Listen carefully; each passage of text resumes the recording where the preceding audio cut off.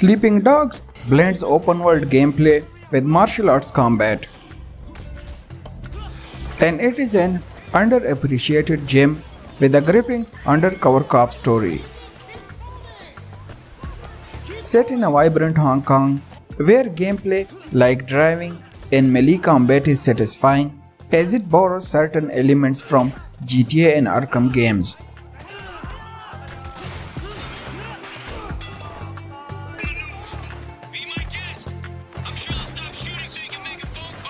Spec Ops: The Line looks like a generic military shooter where the story follows Captain Martin Walker through Dubai. But the gameplay is solid and the story is inspired by Apocalypse Now, where the players are facing the horrors of war and their own complicity.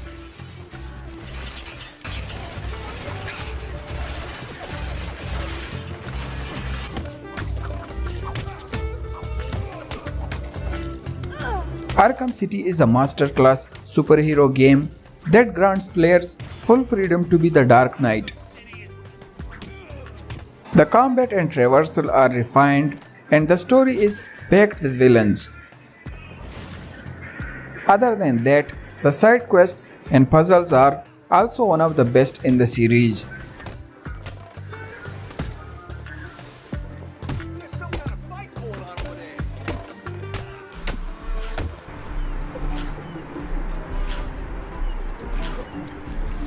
In Far Cry 3, you play as Jason Brody. The gameplay is a mix of survival and open world chaos. The unforgettable villain named Voss is the highlight of the game, while crafting and hunting with base takedowns are satisfying as well.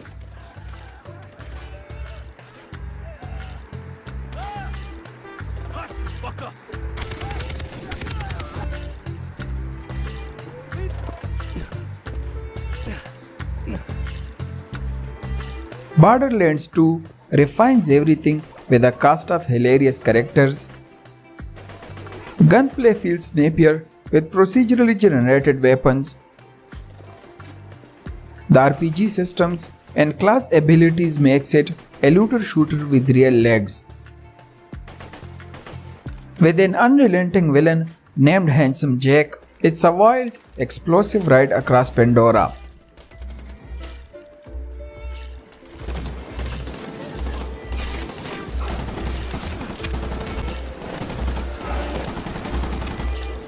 Warfighter focuses on the personal lives of Tier 1 operators in this realistic take on modern warfare. With the Frostbite 2 engine, it's a solid game visually, delivering detailed environments.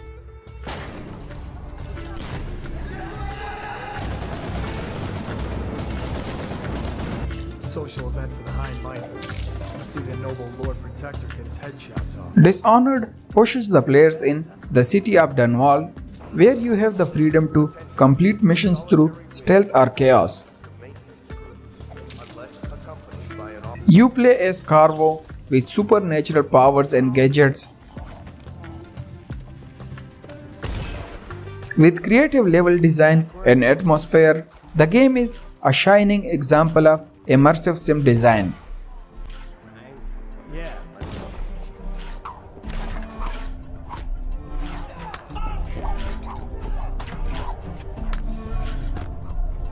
The Witcher 2 is a mature and morally complex RPG where Geralt is politically charged and combat is challenging.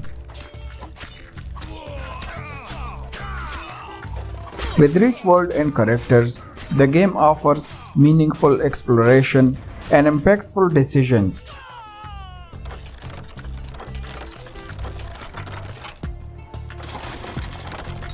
Bring the Arkham part. You'll have to dash midair to get across.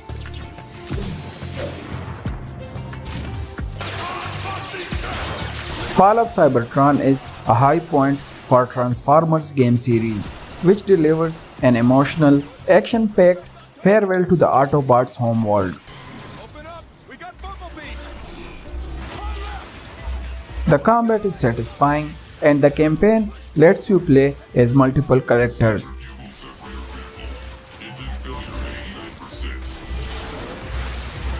Probably right. Let's just get it over and done. All right, have it your way. We'll search right up to the back wall. If you still don't come up with anything... Noire is an atmospheric detective game set in Los Angeles, where you can solve crimes by uncovering corruption.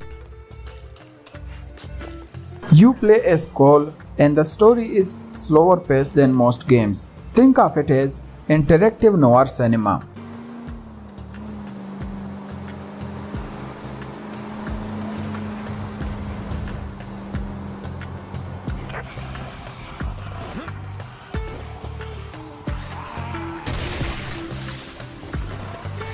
Resident Evil 6 is a horror action and co-op thriller. There are great moments with returning characters like Leon and Chris.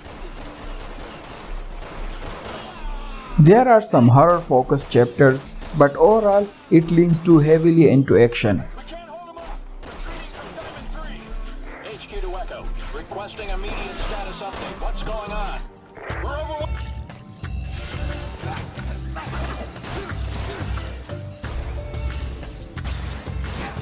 This Spider-Man game offers third-person action with free roaming and web slinging. Combat borrows heavily from the Arkham series, but the city traversal is smooth and satisfying.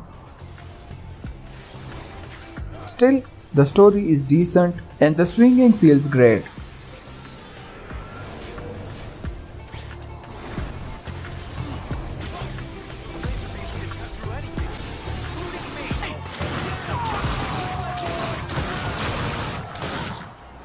The Darkness 2 continues the comic book aesthetic and Jackie's demonic tentacles with dual-wielding guns. The story explores creative combat with cel-shaded visuals. The intense action and twisted narrative leaves a lasting impression on the fans of dark, story-driven shooters.